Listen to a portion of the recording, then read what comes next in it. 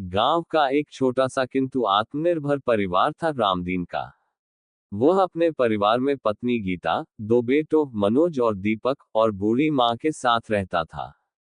घर की आर्थिक स्थिति ठीक नहीं थी, लेकिन प्यार, समझदारी और सम्मान ने उस छोटे से घर को स्वर्ग बना रखा था। रामदीन खेती करता था। मौसम की मार कभी फसल ले डूबती तो कभी बाजार में भाव कम मिलने से नुकसान हो जाता। गीता घर संभालती, माँ की सेवा करती और साथ ही गाय भैंस का काम भी देखती। मनोज, बड़ा बेटा, पढ़ाई में तेज था। वह जानता था कि अगर उसकी पढ़ाई पूरी हुई तो वह कुछ बड़ा कर सकता है। लेकिन घर की हालत देखकर वह अक्सर सोचता, क्या पापा मेरे कॉलेज की फीस भर पाएंगे। दीपक थोड़ा चंचल था पर मन का अच्छा।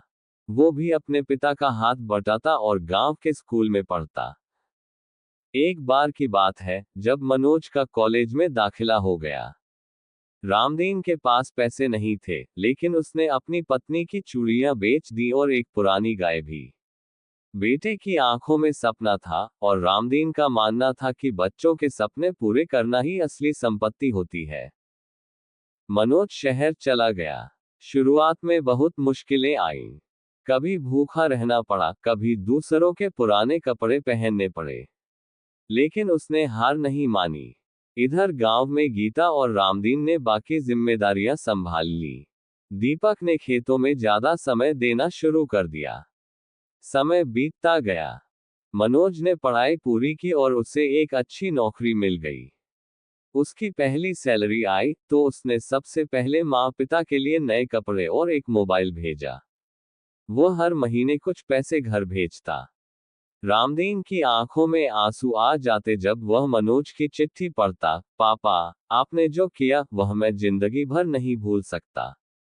मेरी हर सफलता आपके बलिदान की देन है। कुछ सालों बाद मनोज ने गांव आकर एक पक्का घर बनवाया। अब रामदीन खेतों में कम मेहनत करता और दीपक ने भी खेती में नए तरीके अपनाकर उत्पादन बढ़ा लिया। एक दिन रामदीन की मां बीमार पड़ी। इलाज महंगा था। मनोज ने शहर के बड़े डॉक्टर को गांव बुलाया और सारी व्यवस्था की। मां ठीक हो गई और पूरे गांव में चर्चा होने लगी, रामदीन का बेटा तो सच में हीरा है।